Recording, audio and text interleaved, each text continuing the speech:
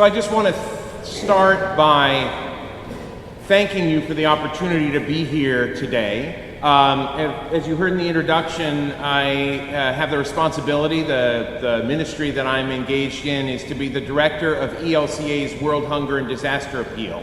So that's this congregation and about 9,600 other congregations, about 1.5 million people in the U.S. worshiping together. And one of the things that we do together is respond to hunger, to act together in the face of hunger. And in times of disaster, to stand together and act together in that disaster. In that process of how we stand together, how we act together, the sharing of the gifts that you have brought to this venture, and the ways in which we work together is what I spend most of my time concentrating and doing. And I'm thinking 5 years ago, there was a tri-synodical theological conference of the 3 synods here in Texas, and the worship service, there was a worship service here in your sanctuary. That was the first time that I stood in your sanctuary, and I said at that time, if I have an opportunity to get back here, I really want to do that.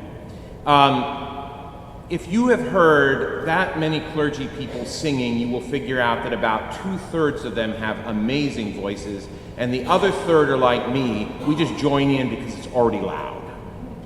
But this sanctuary is an astounding place for music, for worship. To walk in here for me is a sense of spiritual centering, not as a retreat from the world, but as a place in which I can hear God's Spirit's work in the midst of the world. And then we go from this place in service, in freedom, in possibility.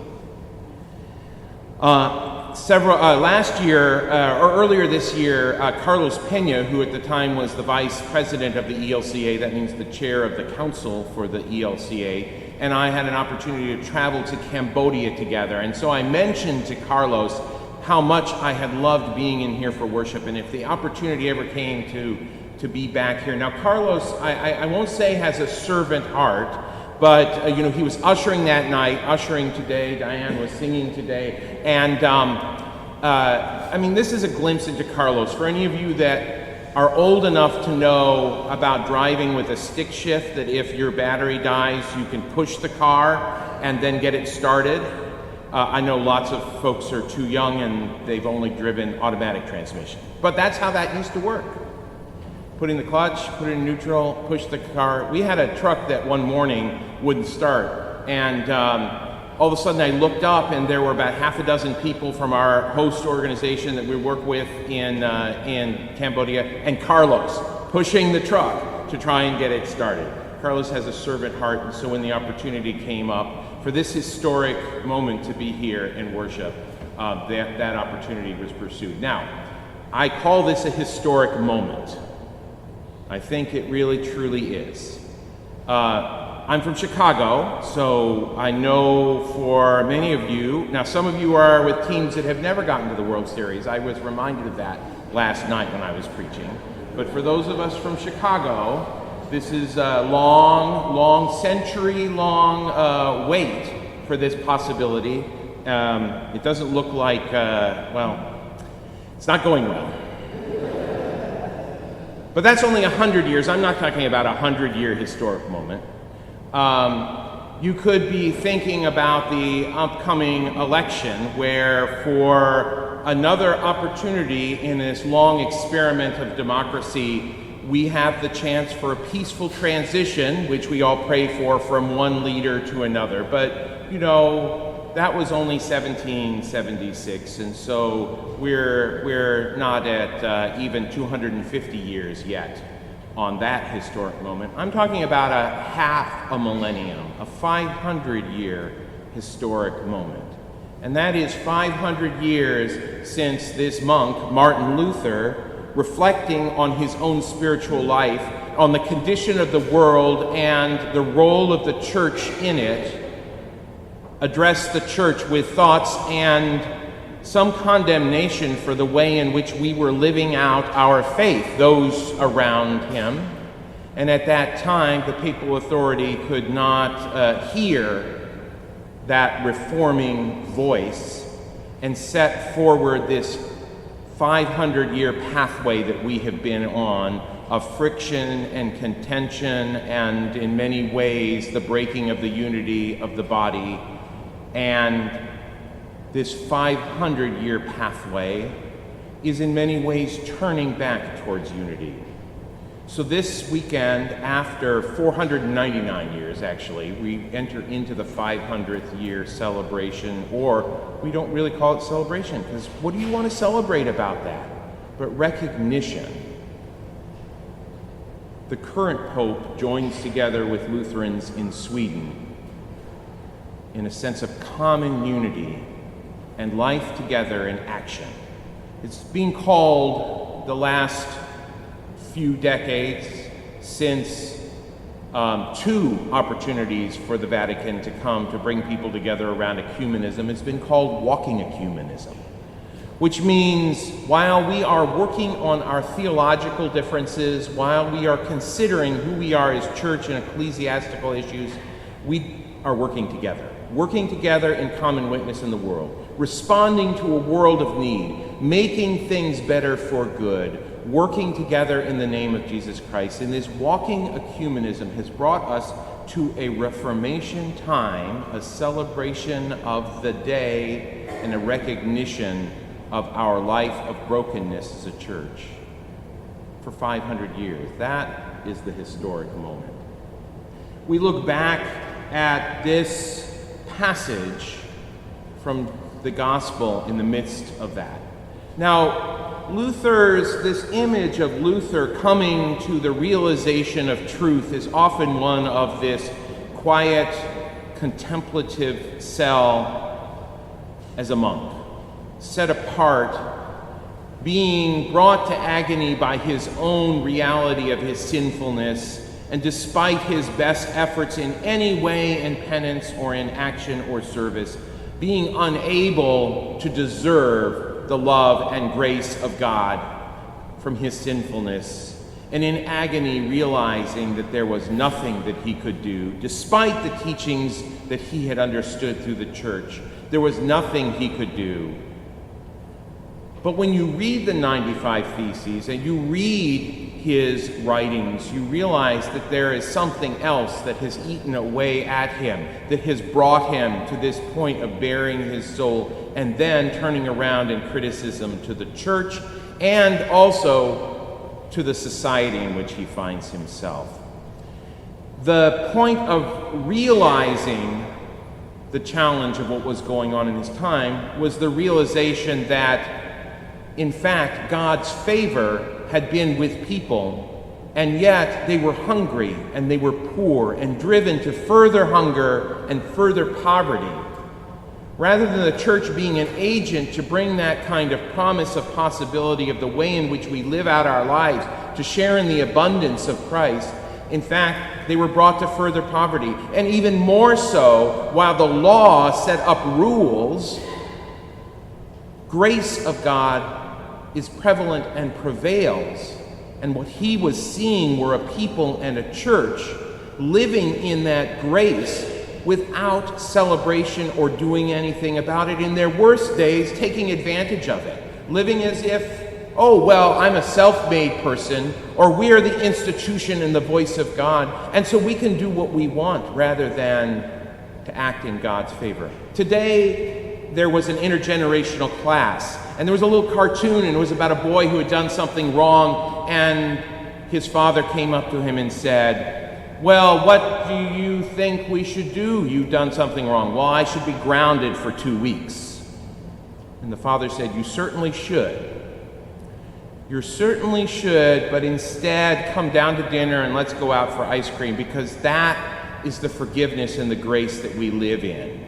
And not only does the boy celebrate, but the father says, and you should show that grace to other people, which I think is true as well. And to not show that love and grace to other people is to violate the very love that we claim and forgiveness that we celebrate as a people of God.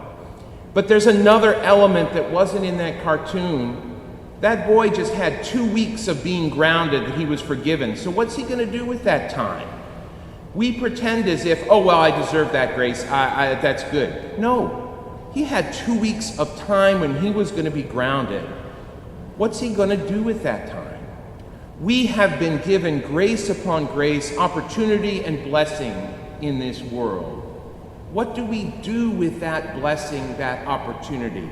That's what Luther was seeing going on around him, that the church and his contemporaries were missing.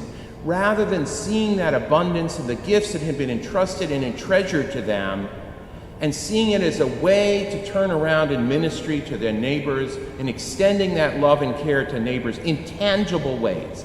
In the case of food, in the ways of helping people to make a better life for their children, they were indeed misusing it. And that's really the question that comes before us today. If we are going to celebrate in this 500th anniversary, we have to also ask ourselves that question.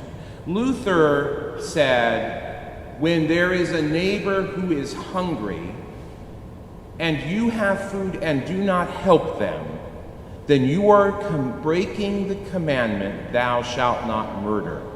For every opportunity you miss to help a neighbor who is hungry is a reflection of the shadow of that murder.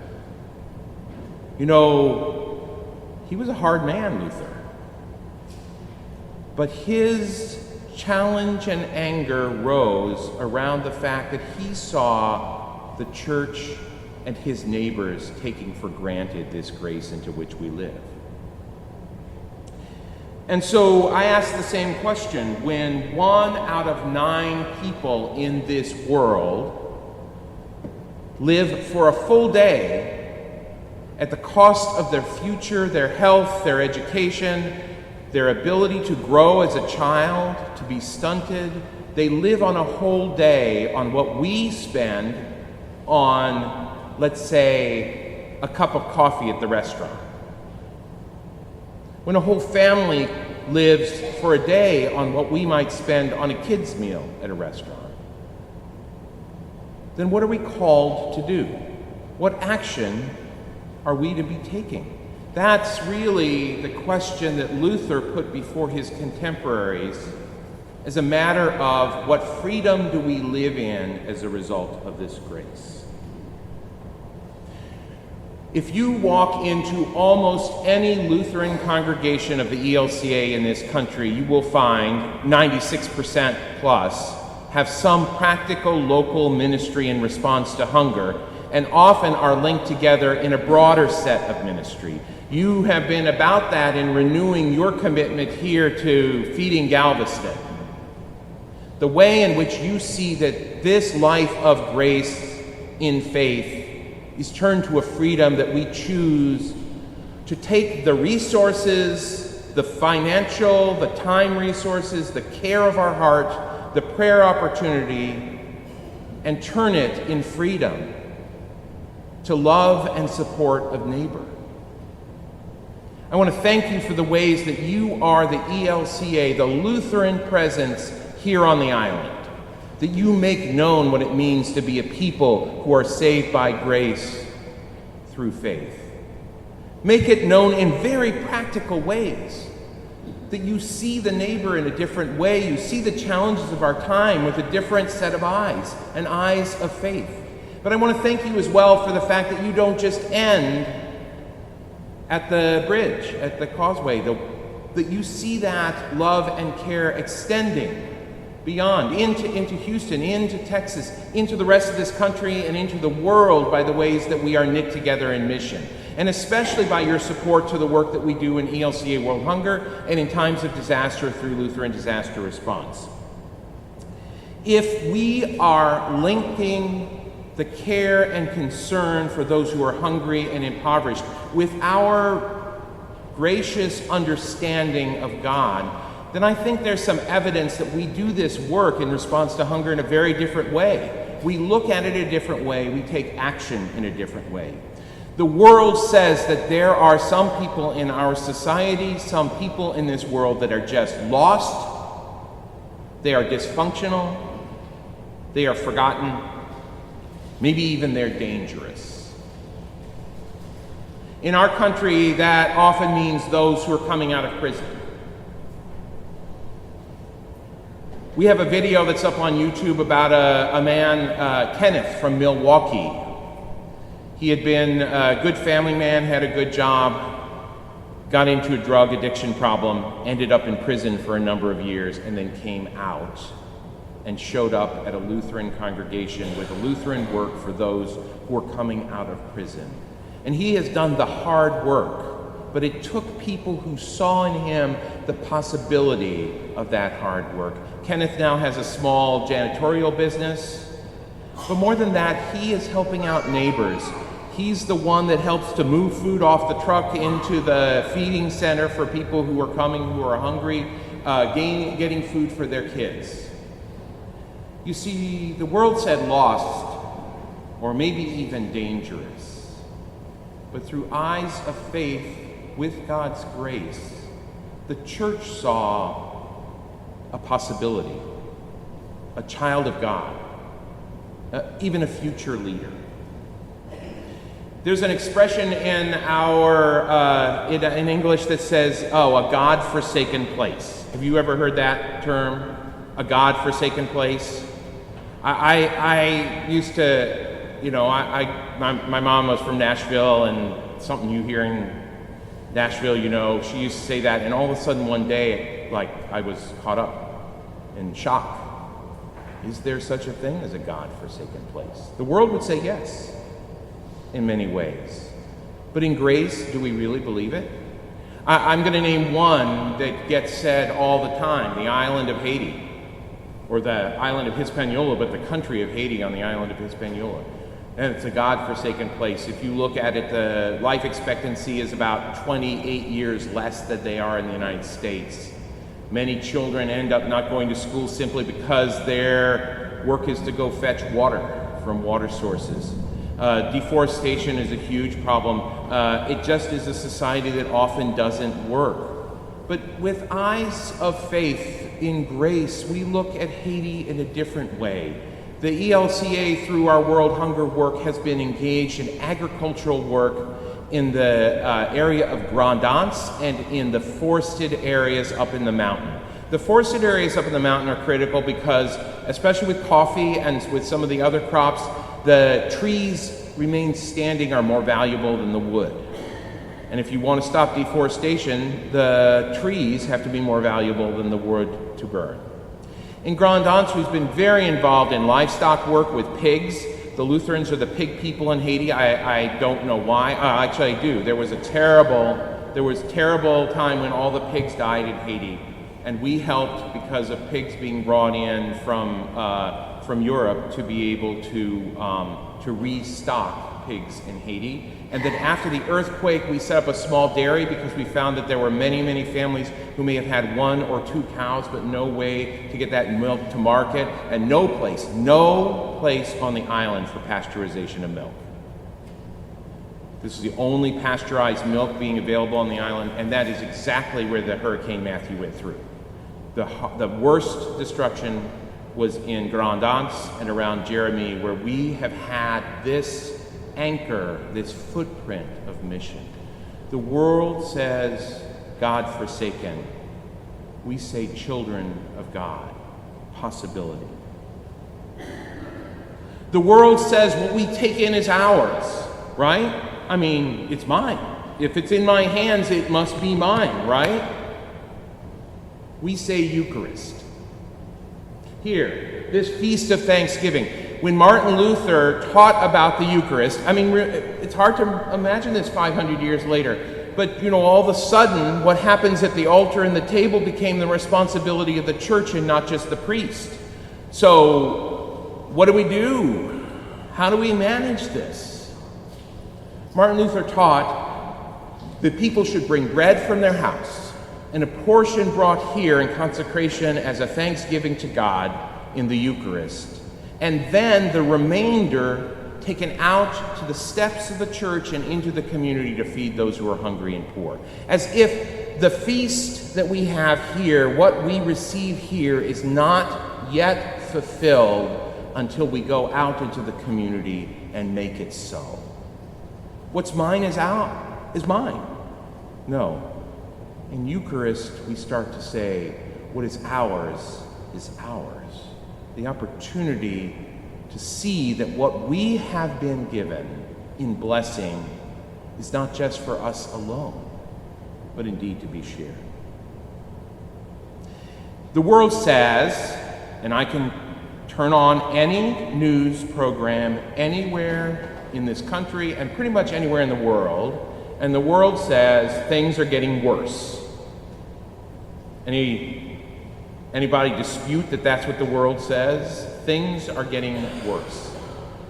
Let me just tell you, this work that we've been doing in ELCA World Hunger in this pathway has been about 40 years old.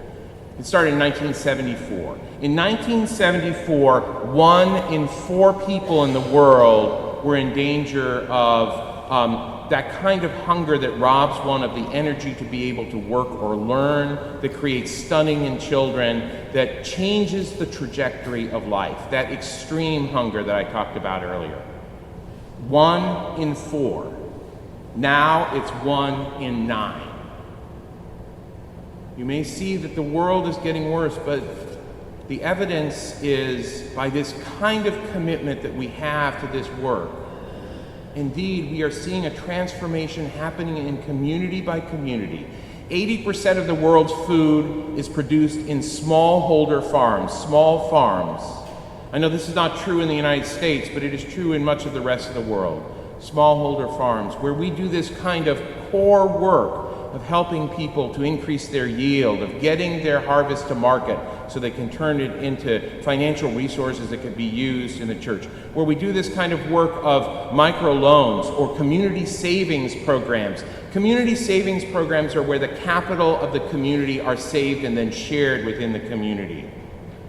It's what gave rise to the credit union approach in the United States at one point. Those community savings programs have a shared cash resource that's kept in a cash box with 3 locks where people have 3 keys, which was a model that was started 500 years ago when Martin Luther called for people to create a community chest where resources were shared, where people were helped, where indeed one person's plight or challenge could then lead to them becoming people who would help their neighbors down the line. And it was a chest with 3 locks, with locks held by 3 different people. We look around the world and we say, oh, the solutions to the world's problems must be innovation. And we say innovation coupled with wisdom that has been gained through the years. We often talk about the ELCA as those people who have this motto, God's work, our hands. And it's a good thing to be saying. What are we about as a church? We are about doing things with our hands that we can claim as work on behalf of God. And there is a lot that we do together. And it only works if we do it together, if we participate together, if we're part of this sharing of resources towards the work locally, but around the world. But every once in a while, God's work, our hands, turns in a different direction. We look at the work that gets done, whether it be in Haiti and places that people say is God-forsaken, with people like Kenneth that others might say are lost, in places where others would say, oh, things are getting better, and we see the glimmer and the possibility and the bright beaconing light of God's hope happening even in the midst where everybody else seems to be looking at the darkened shadows to say that it's worse.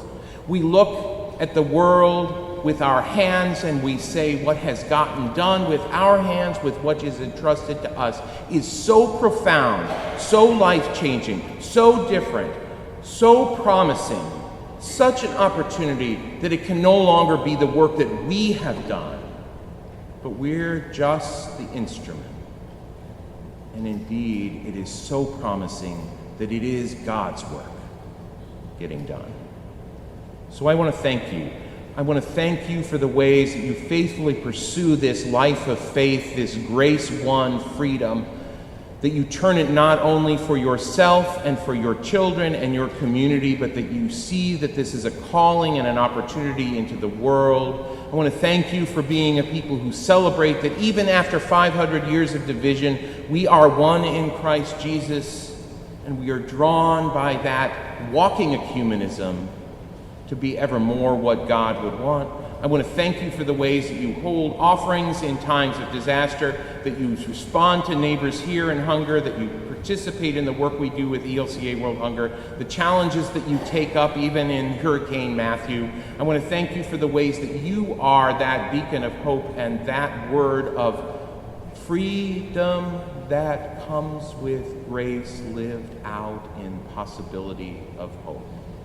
For being together the church, for being Christ's people here on this island. Amen.